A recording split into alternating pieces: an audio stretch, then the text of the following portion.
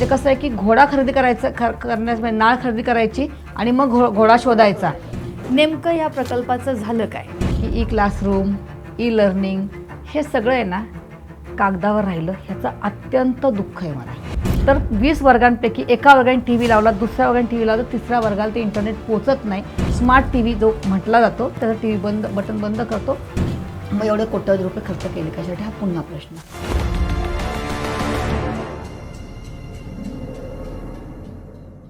राजकारण म्हटलं, निवडणूक म्हटलं की आरोप प्रत्यारोप हे सुरू असतात. या आरोप प्रत्यारोपांमध्ये मूळ मुद्दे मात्र बाजूला राहतात. आपण मात्र या मूळ मुद्द्यांवरती बोललं पाहिजे. आरोप प्रत्यारोपांमध्ये तथ्य किती हे शोधलं पाहिजे.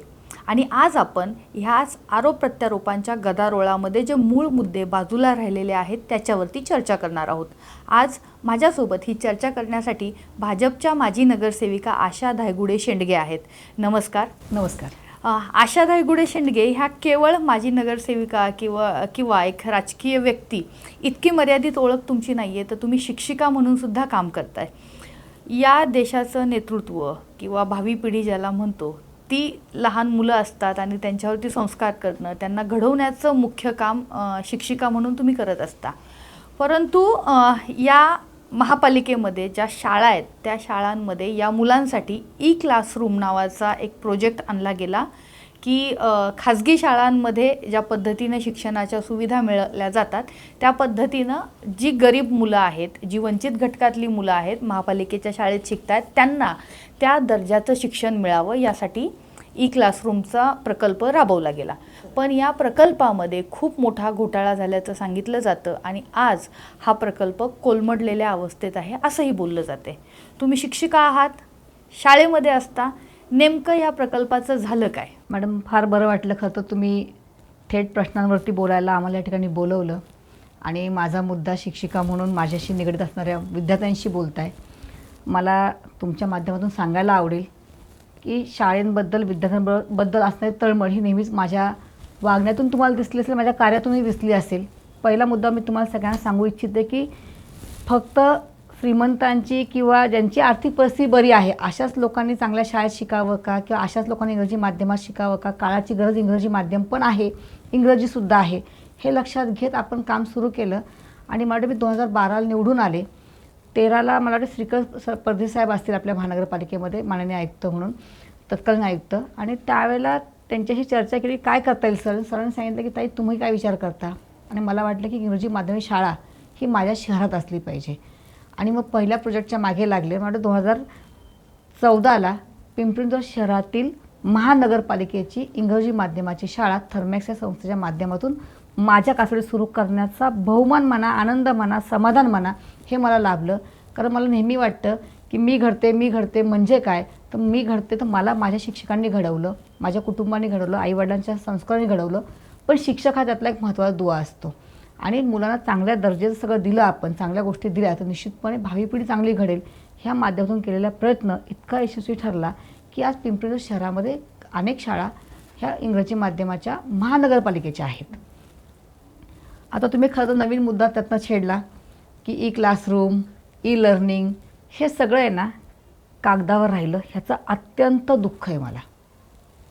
पिंपरी शहरामध्ये काम करत असताना स्मार्ट सिटीच्या अंतर्गत असेल किंवा हे सगळे जे मुद्दे आहेत तुम्ही सांगताय हे इतके भयंकर आहेत, कोट्यावधीचे आकडे आहेत की जे आकडे ऐकल्यानंतर तुमचे माझे डोळे फिरल्याशिवाय राहणार नाहीत. आणि हरकत नाही, मी कोट्यावधी रुपये खर्च का केले, पुन्हा काय गरज होती का, गरिबांची मुलं अशीच राहू द्यात, ही कधीच भूमिका नाही. हे पैसे खर्च केल्यानंतर माझ्या विद्यार्थ्यांना त्या दर्जाचं काही मिळालं का हा बघण्याचा की हा शोधण्याचा दृष्टी ठेवली. मला एक थोडं अजून स्पष्टपणे सांगा की ई क्लासरूमच्या माध्यमातून नेमके काय बदल होणार होते शिकण्याच्या आणि शिकवण्याच्या पद्धतीमध्ये? खरं तर ई लर्निंग ह्या माध्यमातून एज्युकेट नावाचा ॲप पिंपरी शहराने तो घेतला आणि तो सगळ्या शाळेमध्ये ॲप घेतला. मला त्याला टी व्ही लागणार, मग स्मार्ट टी व्ही घ्यायचे ठरले आमचे. मग आम्ही स्मार्ट टी व्ही साधारणतः वाटतं 128 शाळांमध्ये आपण काही त्यावेळेस ते लावले. आणि ते स्मार्ट टी व्ही लावल्यानंतर त्या ॲपच्या माध्यमातून शिक्षकांनी मुलांना शिकवावं अशी भूमिका होती. आज वस्तू सांगते की मागचे अनेक वर्ष मी तुम्हाला माहीत असेल की आम्ही अनेक चुकीच्या मुद्द्यांवरती बोलण्यात आम्ही थांबत नाही, कारण चुकीचे मुद्दे होऊ नये अशी भूमिका असते. आणि त्या शाळांमध्ये जर तुम्ही पाहिलं तर आज समजा 30 वर्गांचा शाळा असेल, 30 वर्ग असतील एखाद्या शाळेमध्ये, तर त्या 30 वर्ग शाळेपैकी 2 टी व्ही कसेबसे चालू असतात. जर 7 वर्गांची शाळा असेल तर एखादा टी व्ही चालू असतो, किंबहुना चालूही नसतो. मी शाळेत गेले, शाळेतल्या शिक्षकांशी मुख्याशी चर्चा केली, ह्यातला एक शब्दही चुकीचा नाही, खोटा नाही. शिक्षकांशी चर्चा केली, त्यांना विचारलं की नेमकं काय घडतंय, का तुम्ही टी व्ही चालू ठेवत नाही. पहिला मुद्दा, इंटरनेटच नसतं. समजा इंटरनेट असेल तर 20 वर्गांपैकी एका वर्गाने टी व्ही लावला, दुसऱ्या वर्गाने टी व्ही लावला, तिसऱ्या वर्गाला ते इंटरनेट पोचत नाही आणि मग ते गोल गोल चक्र 10 मिनटं 15 मिनटं किंबहुना ते थांबतच नाही आणि शेवटी आम्ही टी व्हीचं बटन बंद करतो. तिथलं स्मार्ट टी व्ही जो म्हटला जातो त्याचा टी व्ही बटन बंद करतो आणि असणारी आमची शिक्षिका की आम्ही जे आहेत तेच शिकवतो. हा झाला पहिला मुद्दा. जर आमच्याकडे इंटरनेट सेवा पुरणार नव्हती, जर आमच्याकडे इंटरनेट आम्ही देऊ शकत नव्हतो, तर टी व्ही घेण्याचा जो खटाटोप केला आम्ही, ई क्लासरूमचा खटाटोप केला. कशासाठी केला? म्हणजे कसं आहे की घोडा खरेदी करण्यास नाळ खरेदी करायची आणि मग घोडा शोधायचा, ही भूमिका कुठेतरी महानगरपालिकेच्या माध्यमातून मला पाहायला मिळते. म्हणजे ह्यातनं तुम्हाला ठेकेदार पोसायचे होते का, खिसे भरायचे होते का, का विद्यार्थ्यांना घडवायचं होतं, ह्या सगळ्या गोष्टीवरती प्रश्नचिन्ह निर्माण झाल्यासारखं वाटतं. तुम्ही हे जे बोलताय तर तुम्ही भाजप म्हणजे लहानपणापासून तुमचं पूर्ण कुटुंब हे भाजपचं आहे, संघाशी संबंधित आहे आणि आता तुम्ही भाजपला जय महाराष्ट्र केलं आहे, रामराम केलं आहे. काय कारणं होती? मी खरं सांगेल, कारभारी जे आहेत पिंपरी शहराचे, त्यांनी विचार केला पाहिजे, त्यांनी आत्मपरीक्षण केलं पाहिजे. काम करणारी म्हणजे मी सांगते की माझा प्रभाग जर तुम्ही पाहिलात, अत्यंत देखणा केला आहे. खोटं सांगत नाही की माझ्या वॉर्डातील लोक आज रडत आहेत, म्हणजे आणि डोळ्यासमोर आहे, म्हणजे हे सांगण्यापुरतं नाही, त्यांच्या डोळ्यातल्या अश्रू अनावर होतात. तुम्हाला मेसेज दाखवेल, लोक सांगतात की ताई तुम्ही, लोक राजकारणात आले ना की स्वतःला सजवतात, स्वतःचं घर सजवतात, परंतु मी सांगेल की मी माझा वॉर्ड सजवला. आणि हा शब्द माझा नाही, काल मला भेटायला काही लोक आले, ते म्हटले मॅडम तुम्ही आपल्या वॉर्डाचा शृंगार केलेलं आहे आणि आज दुर्दैवाने ते शृंगार समोर दिसणार नाही, शृंगार करणारी व्यक्ती दिसणार नाही आम्हाला.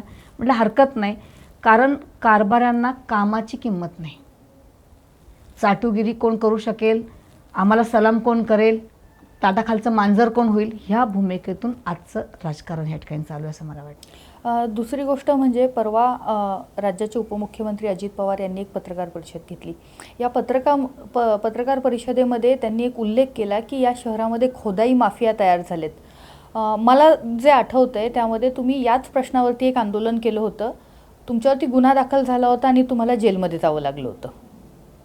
तो प्रसंग तर अत्यंत दुर्दैवी माझ्यासाठी म्हणण्याचं कारण एक की एखादी राजकीय काम करणारी महिला ही तुरुंगात जाते आणि कोणत्या मुद्द्यावर जाते, तर पिंपरी शहरामध्ये म्हणजे माझा तो मुद्दा जो होता, तो विषय जो होता, तो असा की गणपतीचा काळ होता आणि गणपती म्हणजे उद्या हरतालिका, त्याच्या आधीचे 2 दिवस म्हणजे लोकांच्या घरातली गडबड चालू असते, गणपती आणायला जायचे असतात, गणपती आणायचा असतो, ही सगळी लगबग चालू असताना माझ्या वॉर्डातनं लोकांचे फोन आले, अशा त्या ऐकत ना, रस्ता खोदतायत आमच्यावर. म्हटलं ठीक आहे ना, खोदतायत, पालिका आहे, काम चालू असेल बुजवतील. तर मग दुसऱ्या गल्लीतनं फोन आला, तर इथं पण खोदतायत, तिसऱ्या गल्लीतनं फोन आला, इथं पण खोदतायत. आणि मग मला असं वाटलं की ही खोदाई काय एवढी फास्ट चालू आहे, म्हणून मी त्यावेळेस तत्कालीन अधिकारी मला वाटते भालकर साहेब होते, भालकर साहेबांना मी फोन केला. त्यांनी फोन रिसीव्ह नाही केला, दुसरा केला, तिसरा केला, खोटं सांगत नाही 13 फोन त्यांना केले मी, एकही फोन उचलला नाही. मग शेवटी ठरलं की चला 2-4 लोक घेऊन पालिकेत जाऊ, अधिकाऱ्यांशी बोलू, लोकांचं समाधान झालं. पण ही भूमिका त्यावेळेस पालिकेत जाताना, एंट्री करताना लिटरली सांगते ती भूमिका होती की आपण जाऊन साहेबांशी बोललं की लोक थोडे समाधानी असतात की ताईंनी एकट्या नाही बोलल्या, आपल्याला घेऊन गेलं, समोरासमोर क्लिअर केलं. ह्या भूमिकेतून एज्युकेटेड लोक, चांगली लोक, सुशिक्षित लोक माझ्याबरोबर होती. आम्ही सगळे गेलो भालकर साहेबांच्या केबिनमध्ये, साहेब सापडले नाहीत, मी भेटले नाहीत. मग शेवटी ठरलं की आपण आपल्या आयुक्तांकडे गेलं पाहिजे. आयुक्तांकडे गेलं, आयुक्तांच्या दालनापाशी जाऊन सांगितलं, तर त्यावेळेस चेनची फॅशन आली होती आपल्याकडे. मग त्यांनी तिथं अडवलं मला. मग मी म्हटलं हरकत नाही बाबा, 10 मिनटं 5 मिनटं आम्ही इमानदारीत वाट पाहिली. मग शेवटी काम करणारं रक्त आहे माझंही, त्यामुळे ठरवलं की आता खाली बसूनच घेऊ. आणि मग आम्ही आंदोलनाच्या रूपामध्ये खाली बसलो दारामध्ये. परत अर्धा तास, पाऊण तास, 1 तास वाट बघितली, आयुक्त साहेब आलेच नाहीत. मग ते आले तर ते आम्हाला अशी चर्चा न करता ओलांडून निघाले. आणि मग आपापच तो काही शाब्दिक चकमक झाली, त्याच्यातून माझ्यावर 353 दाखल झाली. काय हेतू होता माझा की गणपती दिवस आहेत, गरीबातला गरीब, श्रीमंत माणूस गणपती घेण्यासाठी सुद्धा, गणपती विसर्जन करण्यासाठी बाहेर पडतो घरात. दिवाळीतसुद्धा लोक एवढी बाहेर पडत नाहीत, एवढी लोक गणपतीत कंपल्सरी बाहेर पडतात. आणि तुम्ही खोदाई करू नका, एकतर हे 10 दिवस टाळा, आणि जर 10 दिवस टाळणं शक्य नसेल तर तुम्ही ते खोदा आणि लगेच तिथले जर क्लिअर करा. ही एवढंच सांगण्यासाठी खरं तर मी गेले होते. हरतालिकेचा दिवस होता, सणाचा दिवस होता. माझ्याबरोबर आम्ही 11 लोक तुरुंगात होतो. खूप गयावया केली. सगळ्या अधिकाऱ्यांना म्हणजे अधिकाऱ्यांना म्हणण्यापेक्षा राजकीय लोकांना सांगितलं, इथल्या कारभारांना सांगितलं की अरे बाबा. मी परत तुम्हाला थोडं थांबवते. सत्ता 5 वर्ष भाजपची होती, 4 वर्ष प्रशासन असलं तरी त्याच्यावरती कोणाचा हे वचक होता हे सगळ्यांना हे ओपन सिक्रेट आहे. असं असताना तुमच्या पक्षातलं कुणीही तुमच्या बाजूने उभं राहिलं नाही? एकाने फोनसुद्धा केला नाही. हे दुर्दैव आहे माझं. आणि माझं म्हणण्यापेक्षा मग माझ्या पक्षात काम करणाऱ्या सगळ्याच लोकांना दुर्दैव आहे की जर एखाद्या आपल्या पक्षातल्या माणसावर एखादी अडचण आली, प्रशासनाने 353 दाखल करण्यात गुन्हाच नव्हता हो. आणि तुम्ही गुन्हा दाखल करताय, दाखल केल्यानंतर पक्षातलं बलाबल असताना, आमच्याकडे एक हाती सत्ता असताना साधा एक फोनसुद्धा आला नाही. हे दुर्दैव आहे.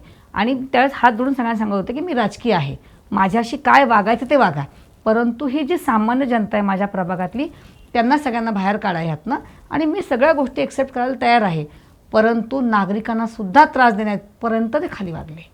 काय भावना होत्या त्यावेळेस तुमच्या पक्षाबद्दल, की ज्या पक्षामध्ये तुम्ही लहानपणापासून होतात, ज्या पक्षासाठी तुम्ही काम केलं, आणि त्यावेळेस अशा वेळेस पक्ष तुमच्यासोबत किंवा तुमच्यासोबत असलेल्या लोकांसोबतही उभा राहिला नाही, त्यावेळेस काय भावना होती? ते कळण्यात पण तुम्ही नक्की सक्षम आहात. पण नक्की सांगेल, इतकं वाईट वाटलं असेल, कारण सोपं नाही आहे एखाद्या सामान्य कुटुंबातल्या सामान्य लोकांना. मी राजकीय सोडून द्या, मी पुन्हा सांगते मी राजकीय आहे, परंतु माझ्या सामान्य माणसांना जो त्रास झाला ना, त्यासाठी देव ह्या सगळ्या सत्ताधाऱ्यांना कधीच माफ करणार नाही. कारण माझ्या त्या जेलच्या प्रकरणामध्ये काहींच्या मुलींना पिरियड्स आलेत म्हणून ती बाई तिथं अस्वस्थ आहे, तिच्या मुलीला दुखतं आहे म्हणून अस्वस्थ आहे, मुलगा जेवणार की नाही छोटा त्याला हेच खायला लागतं म्हणून तो अस्वस्थ आहे. महिला किती होत्या तुमच्यासोबत? 9 महिला असतील त्यावेळेस. वाईट वाटतं ह्या तुमच्या भावनाच. खरंच आत्ता जे काही शहरामधलं वातावरण आहे किंवा जे तुम्ही रडताय आत्ता, म्हणजे तुमचा प्रश्न सोडवणं, नगरसेवकांचं काम जे असतं ते प्रश्न सोडवणं असतं, आणि त्यासाठी तुम्हाला जेलमध्ये जावं लागलं होतं. ही अडचण खरं तर कधीच कोणावर आलेली पाहिजे. सामाजिक आंदोलन करणं म्हणजे खरं सांगते ना की आमच्या काळामध्ये इतक्या नगरसेवकांवरती गुन्हे दाखल झालेत. कचरा टाकला आणून पालिकेत म्हणून गुन्हा. आंदोलन करणं हे एक प्रतिकात्मक गोष्ट असते. एखादी गोष्ट चुकीची घडती आहे तर त्या चुकीच्या गोष्टीवरती अंकुश ठेवण्यासाठी किंवा माझं मत सांगण्यासाठी ते आंदोलन केलं जातं. कधी काय कुत्रे का पालिकेत आणले म्हणून त्यांच्यावर केस दाखल झाली, कधी काय कचरा टाकला म्हणून केस दाखल झाली, मी काय तर कमिशनरांच्या दालनात बसले म्हणून केस दाखल झाली.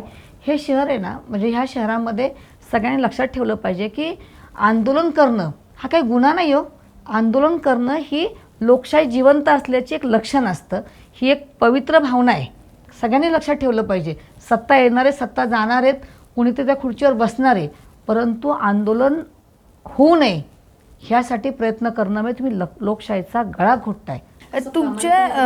तुमचे जे तुम्ही ज्यांना कारभारी हा शब्द वापरताय ते जे स्थानिक नेतृत्व आहे त्यांनी तुमच्याशी कधी फोन केला नाही किंवा तुमच्यासोबत उभे राहिले नाहीत, पण वरिष्ठ पातळीवरती तुम्ही बोलण्याचा, ह्या शहरात नेमकं काय घडतंय हे सांगण्याचा प्रयत्न केला का नाही केला? केला, अनेकदा केला, परंतु वरच्या पातळीवर म्हटलं जातं की स्थानिक नेतृत्वाला आम्ही जबाबदारी दिलेली आहे, तुम्ही त्यांच्याशीच बोलून घ्या, असंच अनेकदा होतं. आणि मग आपापच तो विषय आपल्याला तिथंच थांबतो आणि पुढे काय त्याच्यावरती ओहापोह होत नाही. यानंतर तुम्ही आता पक्ष सोडण्याचा निर्णय घेतला, पक्षाला तुम्ही रामराम केला. हा निर्णय घेणं सोपं होतं? नक्कीच नाही. कारण पिंपरी चिंचवड शहरामध्ये आम्ही खूप वर्षापासून, म्हणजे अटल बिहारी वाजपेयी असतील, लालकृष्ण अडवाणी, खत एवढी मोठी नावं एखाद्या नगरसेवकाने घेणं सोपं नाही. परंतु शिलापूजनच्या माध्यमातून अडवाणी साहेबांना बघण्याची संधी मला मिळाली. मी किंबहुना त्यांना भेटले, मी त्यावेळेस मी 8वी 9वीला वगैरे असेल, आणि त्यावेळेस त्यांना भेटलेली आहे. सुषमा स्वराजांचं भाषणं ऐकून आम्ही लहानाचे मोठे झालोत. चुकीच्या गोष्टीवर अंकुश ठेवणं ही प्रामाणिक भूमिका कालपर्यंत होती, आज पण आहे, आणि ते करत करतच इथपर्यंत आलो. आणि आज भाजपला रामराम करताना त्रासदायी असणार होतं का, तर होणार, परंतु मी कायम सांगते तुम्हाला की जो भाजप आम्ही पाहिला तो होता अटल बिहारी वाजपेयींचा भाजप होता, अडवाणींचा भाजप होता, निष्ठावंतांचा भाजप होता, वैचारिक लेवल असणारा भाजप होता. आज तो भाजप पूर्णपणे हरवलेला आहे. याची कारणं? आयाराम गयाराम यांचं स्वागत, त्यांना लाल कार्पेट, गावकी भावकीचं राजकारण, अशा अनेक मुद्दे आहेत की इथं कामापेक्षा मला सलाम कोण करतं ह्याला दिलेलं महत्त्व असेल, ह्या सगळ्या मुद्द्यातून त्या गोष्टी घडत चालल्यात असं मला वाटतं. दुसरी गोष्ट म्हणजे ई लर्निंगचा जो प्रोजेक्ट होता, ई क्लासरूमचा जो प्रोजेक्ट होता, तो केवळ टी व्ही पुरता मर्यादित नसेल, इतरही गोष्टींचा अंतर्भाव त्याच्यामध्ये असेल. त्या गोष्टी किंवा ती साधनं तुम्हाला मिळाली का? आणि मग शिकवताना नेमक्या काय अडचणी आल्या? तो प्रोजेक्ट हा यशस्वी झाला असं आपल्याला म्हणता येईल का? खऱ्या अर्थाने तुम्हाला सांगत असताना की आपल्या पिंपरी शहराने अत्यंत सुंदर प्रोजेक्ट सुरुवातीला हातात घेतला. शिक्षिका म्हणून मला फार भारी वाटलं का, मस्त वाटलं का, फार खुश झाले का? तर नक्की खुश झाले की ज्या ठिकाणी इंग्रजी माध्यमांच्या शाळेत शिकणाऱ्या विद्यार्थ्यांना जे काही अद्ययावत साहित्य मिळतं तितकंच अद्ययावत साहित्य माझ्या गोरगरिबांच्या मुलांना मिळणारे आणि माझा देश घडणारे हे स्वप्न मी बघायला लागले. आणि आनंदाने ते सगळं स्वीकारायचं ठरवलं. त्याची माहिती घेतली वेळप्रसंगी आणि त्यांनी सांगितलं की काहीच नाही मॅडम, आपण खूप छान करतो. आणि मी पण ते छान छान काय आहे ते बघण्याचा प्रयत्न केला. कोट्यावधीचं टेंडर काढलं, माझ्या मुलांना देण्याचा प्रयत्न केला आणि मीही तो त्यावेळेस स्वीकारला. वर्गामध्ये टी व्ही लागले आणि आज त्या टी व्हींना बघण्याचा पाठपुरावा करायला सुरुवात केली की लक्षात आलं की बाबा त्यातले टी व्ही बंदच आहेत. अनेक टी व्ही बंद आहेत, एखाद दुसरा चालतो. मी विचारलं बाबा टी व्ही बंद का? तर शिक्षकांनी तिथलं सांगितलं की मॅडम आमच्याकडे इंटरनेट नसतं, आमच्या मोबाईलवरचं इंटरनेटला पुरत नाही आणि किंबहुना माझ्या घरातले इंटरनेट घालायचा संबंध येतही नाही. मग शासनाने जे दिलेलं किंवा महानगरपालिकेने दिलेलं जे काही आपल्याला इंटरनेट आहे ते पुरत नाही, तर आपण केलंच का? हा झाला पहिला मुद्दा. त्यानंतर टी व्ही चालू केल्यानंतर तो अनेक वेळ गोल गोल फिरतो आणि तो बंद पडतो. हा दुसरा मुद्दा. त्यामुळे शिक्षक म्हणून त्याकडे तेवढा वेळच नाही हो. आम्हाला आमचं पोर्शन कंप्लीट करायचं आहे, मुलांवर संस्कार करायचे आहेत, मुलांचे परिपाठ घ्यायचे आहेत, मुलांना खेळायला न्यायचं आहे. एवढंच नाही तर आम्हाला पुन्हा महानगरपालिकेला वेगळी कामही करायची असतात. ह्यामध्ये काही शिक्षकांना तितका वेळ नाही की ते वाट बघत बसतील. त्यामुळे शिक्षक पुन्हा आपला जुनी पद्धत खडू आणि फळा हे घ्यायचं आणि पुन्हा शिकवायला सुरुवात करायची, ही भूमिका शिक्षकांची राहते. मग एवढे कोट्यवधी रुपये खर्च केले कशासाठी? हा पुन्हा प्रश्न. दुसरा मुद्दा होता की आम्ही वर्गामध्ये कॅमेरे लावायचे ठरले आणि त्या कॅमेऱ्यामध्ये माझे त्या विद्यार्थ्यांचे फेस आपण स्कॅन केले होते. कशासाठी कॅमेरे लावण्याचा उद्देश काय होता? तेच तुम्हाला सांगते की त्यांनी कॅमेरे लावले आणि त्या कॅमेऱ्यामध्ये म्हणे की त्यांचा फेस स्कॅन करायचा, फ्रंटनी स्कॅन करणार, लेफ्ट साईड आणि राईट साईड स्कॅन करणार आणि मग तो मुलगा दुःखी आहे का, खुश आहे का, त्याचं मन काय आहे हे सांगणार. त्यावेळेला मला वाटतं मी आणि सीमाताईंनी खूप पालिकेत गेलो आणि आम्ही माहिती घेतली. कॅमेरे बसवण्याला विरोध नाही, चांगलं करण्याला विरोध नाही, अद्ययावत करण्याला विरोध नाही. विरोध होता तो ह्यातनं साध्य होणार का? आणि पुन्हा आमच्याला सांगितलं की होणार मॅडम साध्य. आणि परत माहिती घ्यायला सुरुवात केल्यानंतर अत्यंत धक्कादायक बातमी समोर आली की आजपर्यंत एकदाही त्या स्कॅनिंगचं काय झालं पुढे ह्याच्यावरती चर्चा नाही. त्या शिक्षकांना, समजा मी शाळेत शिकवते, माझ्याकडे समजा 30चा पट आहे, 40चा पट आहे, 40 विद्यार्थ्यांच्या चेहऱ्यामध्ये बाबा काय दिसलं, हा खुश काय, हा दुःखी आहे का, ह्याच्या चेहऱ्याचं स्माईल काय सांगतं, ते AI च्या माध्यमातून विद्यार्थ्यांची मानसिक स्टेज काय आहे, त्यांचं स्ट्रेस काय आहे का, याचा अभ्यास करणार होते. हे मॉनिटरिंग कोण करणार होतं? पण त्याचं काम कोणाला दिलं होतं? अगदी परत मग तोच पुढे मुद्दा की त्याच्यावरती काम कोण करणार होतं? तर प्रत्येक शाळेला 3 शिक्षक देण्याचं नेमलं होतं.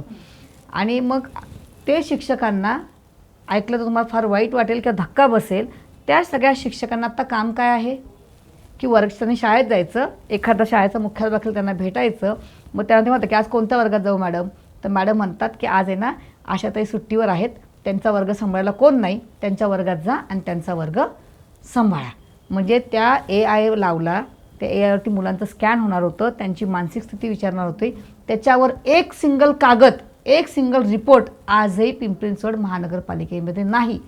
म्हणजेच जे मी मगाशी म्हटले की आपल्या उपमुख्यमंत्री अजितदादा पवारांनी परवा जे काही आरोप केले त्यातलं तथ्य किती आहे हे तुमच्यासमोर लगेच या ठिकाणी येणार आहे की कोट्यावधी रुपयाचे टेंडर काढलं, ज्या ठिकाणी विद्यार्थ्यांना ई लर्निंग म्हटलं की आपल्याला सगळ्यांनाच भारी वाटतं, शहराला भारी वाटतं की मुलांवरती काम होणार आहे. आणि त्याच ठिकाणी जसं मगाशी म्हटलं की आधी घोडा खरेदी नाळ खरेदी करायची मग घोड्याकडे जायचं, तसं या ठिकाणी आहे की आधी टी व्ही खरेदी केले. आजही म्हणजे ह्या गोष्टीला 4-5 वर्ष होऊन गेलेत. स्मार्ट म्हणजे काय? तर स्मार्टच्या नावाखाली स्मार्ट चोऱ्या केल्या असं या ठिकाणी मला जाहीर या ठिकाणी म्हणणं आहे. तर आपण पाहिलं आशा शेंडगे या शिक्षिका आहेत आणि शालेय अभ्यासक्रमामध्ये किंवा ई लर्निंगच्या माध्यमातून जो काही घोटाळा झाला आहे, कशा पद्धतीने तो घोटाळा झाला आहे ते त्यांनी सांगितलं. दुसरं, स्वतःच्या प्रभागामध्ये कामाच्या बाबतीत लोकांना होणाऱ्या त्रासाबद्दल बोलत असताना त्यांना जो काही त्रास सहन करावा लागला त्याबद्दल त्यांनी बोललं. त्यांच्या भावना ज्या आहेत त्या त्यांनी व्यक्त केलेल्या आहेत आणि स्थानिक नेतृत्वावरती नाराजी व्यक्त केलेली आहे. ही परिस्थिती केवळ पिंपरी चिंचवड शहरामध्ये नाही तर संबंध राज्यामध्ये आपल्याला पाहायला मिळते आहे. पक्षांतर्गत राजकारण काय होतं असतं हे आपण या माध्यमातून या गप्पांमधून जाणून घेतलेलं आहे. याही पुढे आपण मुद्द्यांचं बोलत असताना हे जे राजकारण आहे ते सुद्धा समजून घेणार आहोत. पाहत राहा आसपास.